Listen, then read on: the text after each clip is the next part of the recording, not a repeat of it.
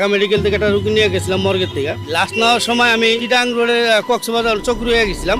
তো চকরিয়া যাওয়ার সময় আপনার ওই চিটাং পার হয়েছি তখন 3টার মতন বাজে রাত। হঠাৎ আপনার একটা পাহাড় ঘুরতেছে আর কি, শুধু আমি গাড়ি আমারটা আর একটা ট্রাক, এছাড়া কোনো গাড়ি নেই কক্সবাজার রাস্তায়। তখন ঢাকা দিকে কোনো গাড়ি যাইতো না, চিটাং পর্যন্ত গাড়ি থাকতো। অ্যাম্বুলেন্স তো সব জায়গায় যায়, রাত নেওয়ার দিন নাই।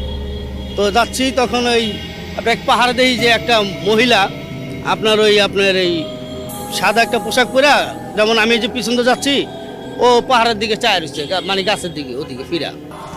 তা আমার খুব খারাপ লাগলো যে এরা কি মানুষ না কি আল্লাহ জানে, এত রাতে এই মহিলা এনে আসবে কেমন এই পাহাড়ের ভিতরে।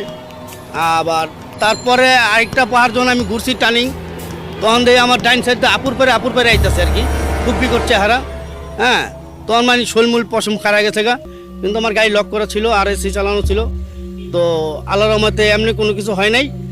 কিন্তু চকুরিয়ার কাছাকাছি যখন গেছি তখন দেখি যে রাস্তা মনে করুন 4টা দেখা যায়, রাস্তা 4টা দেখা যায়। কিন্তু ওই আমার যে ডেড বডির লোক ছিল তারা দুজনই সামনে ছিল, হ্যাঁ ভয়ে, শুধু আমার হেল্পারটা পিছে ছিল।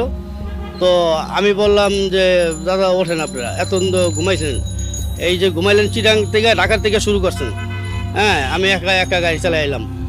তখন এরা উঠটা গেলো যে কী হচ্ছে দাদা, আমি বললাম যে রাস্তা 4টা দেওয়া থাকে। কয় না দাদা রাস্তা তো একটা, আমি কি রাস্তা তো একটা আমিও জানি। তখন বললো যে দাদা আমার যে আশেপাশে চিতাগোল আছে তো হয়তো এই জন্য হয়তো আপনি হয়তো কিছু দেখতেছেন। তো আল্লাহর রহমতে ওরকম কিছু পাই নাই।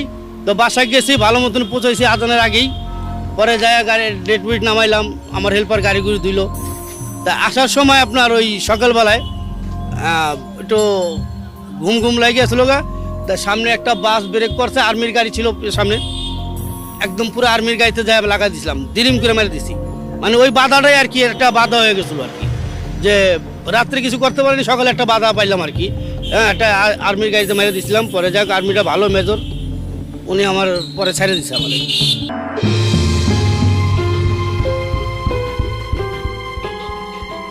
ইউনাইটেড হসপিটাল থেকে বানসারামপুর গেছি।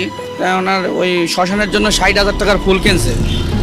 তাই আমরা 7 গাড়ি গেছিলাম, একটা ফ্রিজ, একটা অ্যাম্বুলেন্স, ডক্টর নার্স ছিল। তাই ওই জায়গায় লিখে দিয়েছে, ডেথ সার্টিফিকেট দিয়ে সনদ দিয়ে বের করে দিছে যে মারা গেছে। উনি ওই সময় সাপোর্টে ছিল, আইসিইউ সাপোর্টে। তারপর ওই ফেরিঘাটে যাওয়ার পরে উনি ওই জায়গা থেকে হঠাৎ করে যে মানে শ্বাস নিঃশ্বাস দিলে আবার সুস্থ হয়ে গেছে। তা ওই সময় অনুভূতিটা এখন আমার নাড়া দেয় আর অনেক ভয়। এরপরে তো আমি একটা প্ল্যান করেছিলাম যে আমি গাড়ি চালাবো না, যেহেতু আমাদের এই ব্যবসা অনেক পুরনো। আর আমার বড় ভাই মেজো ভাই বড় ভাইয়ের গাড়ি আমি আর আমার মেজো ভাই দেখি। এই কারণে ওই অ্যাক্সিডেন্টের পরে আমি প্রায় 10 দিন গাড়ি চালাই নাই ভয়ে।